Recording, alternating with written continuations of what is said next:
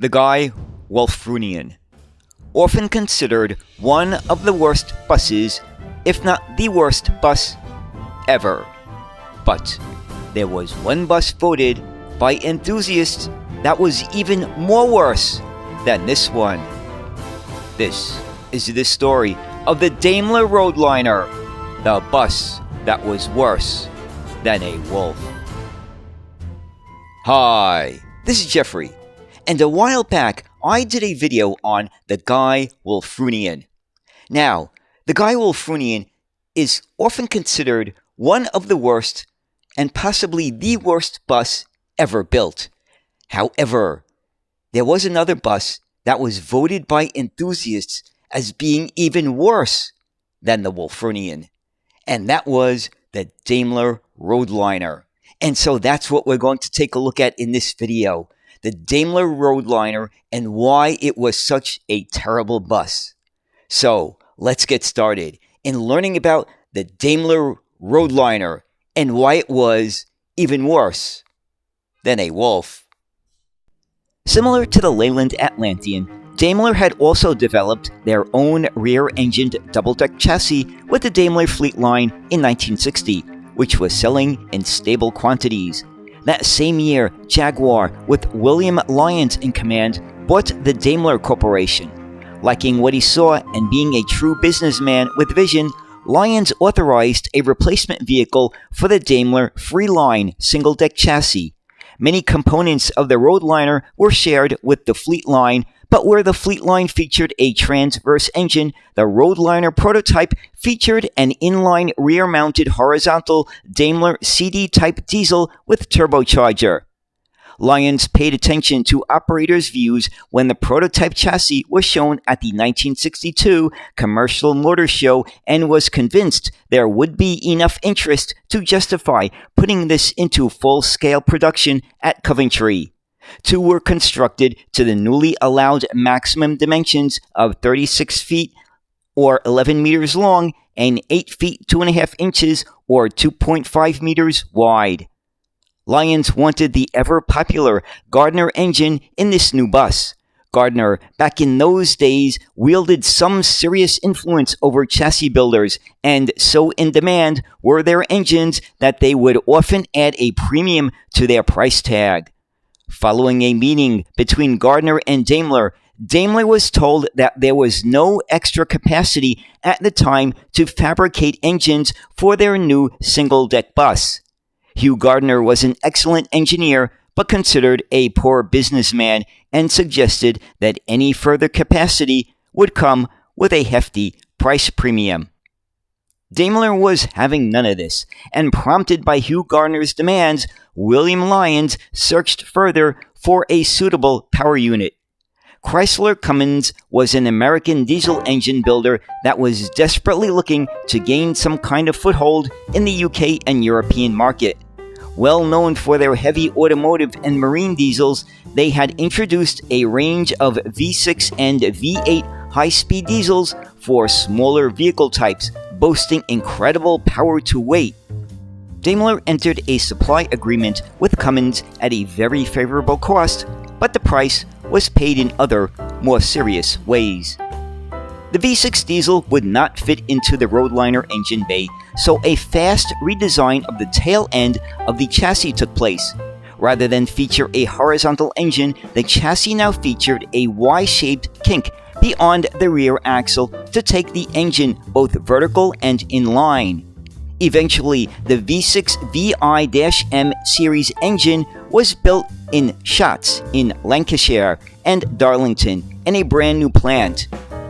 Owing to Cummins' superb pressure-timed fueling system, this compact, high-revving V6 produced a colossal amount of power.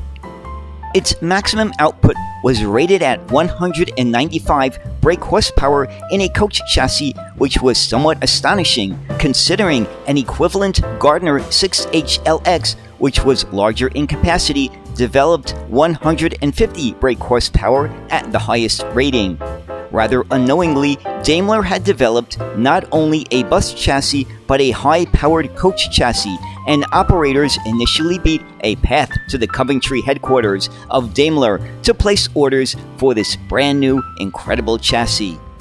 But very quickly, it became obvious that something was terribly wrong with the Roadliner as operators started to suffer serious shortcomings with the vehicles, and it was all driveline related.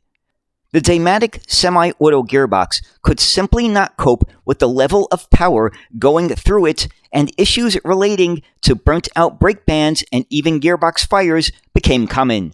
Cummins engineers derated the engines in service buses down to 150 brake horsepower in order to prolong the life of the transmission, but it was not much help. The engine was never really suited to the intense stop-start workings of service transport buses, but for coach applications, it performed reasonably well. The bus versions were plagued with a whole manner of serious issues that included number 1, damaged tappets, number 2, burnt valves, number 3, damaged valves, number 4, damaged pistons, number 5, damaged blocks, number 6, clogged injectors, number 7, cylinder block failures, number 8, smoke emissions, number 9, excessive wear, as well as 10, roughness and noise in operation. Number 11, a tendency to refuse to restart when hot. Number 12, refusal to start in general. Number 13, endemic overheating, sometimes resulting in radiator caps being blown off. And number 14, steam and scalding water jetting out behind the bus. Another serious matter involved flexing of the bodywork, which affected the bus chassis more than the coach.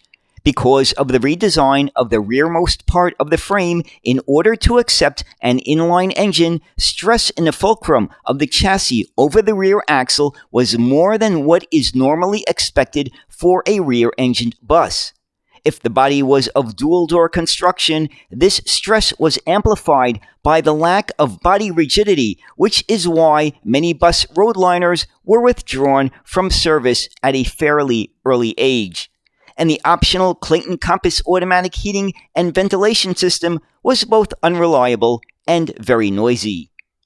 Persuaded into buying these vehicles with the promise of good performance and fuel returns, operators found them a problematic vehicle, and drivers new to this type often blew up engines through intense overspeeding thanks to the gearbox having no lockup clutch to offer any degree of engine braking when descending a hill.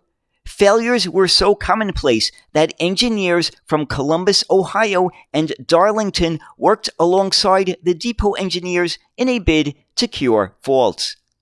Notoriously unreliable, it topped the 1993 poll by readers of Classic Bus magazine as the worst bus type ever, beating the Guy Wulfrunian into second place. It was, however, very technologically advanced, offering step-free access some 20 years before other buses. As a coach, it was seen by industry commentators to be in advance of contemporary UK designs. As mentioned previously, Cummins did everything they could to rid the power unit of these faults, with Ohio-based engineers flying back and forth across the Atlantic.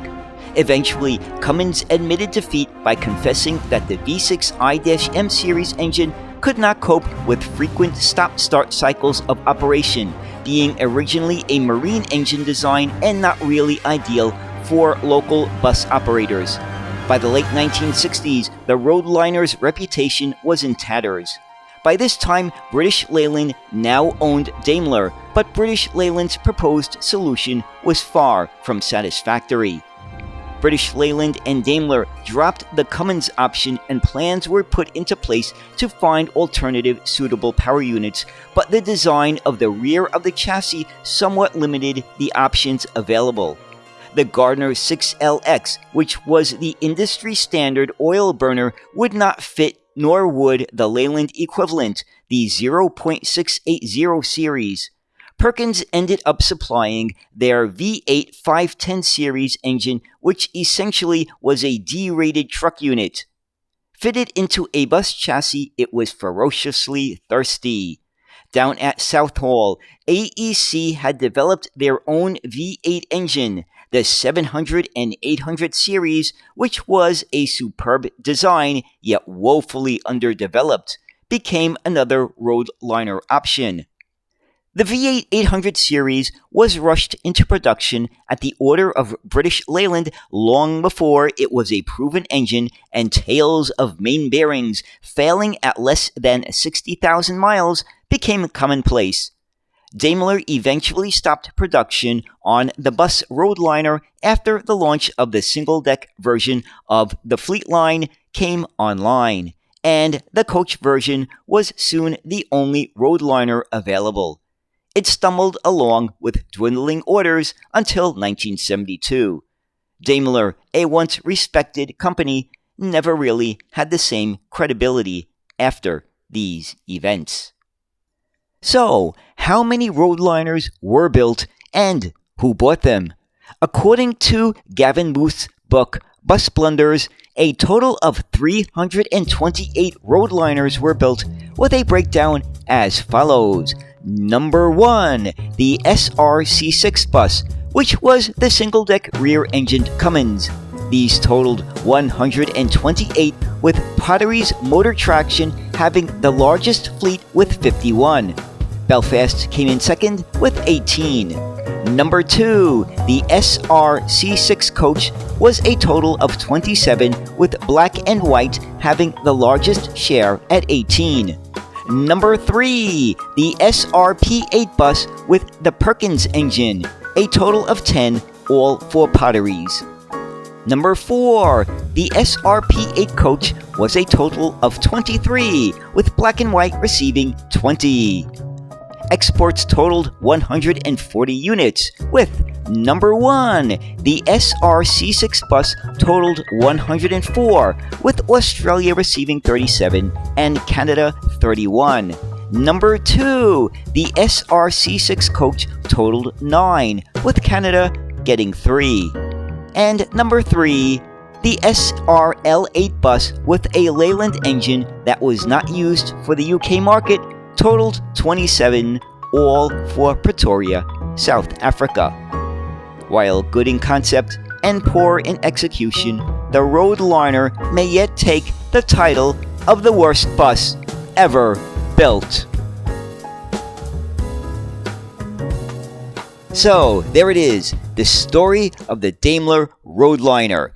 Now, is the Roadliner the worst bus ever built? Well, I know that's a very subjective question, but the readers of Classic Bus Magazine back in 1993 said yes, the Roadliner is the worst bus ever. So, do you have any experience with a Roadliner? Have you ever ridden on one? Have you ever driven one? Have you ever worked on one? Because that would be interested to hear. And I think we would all be interested in knowing what your experiences are with this bus. So anyway, I hope you enjoyed this look at the Daimler Roadliner. And as always, thank you so much for watching and have a great day. Bye.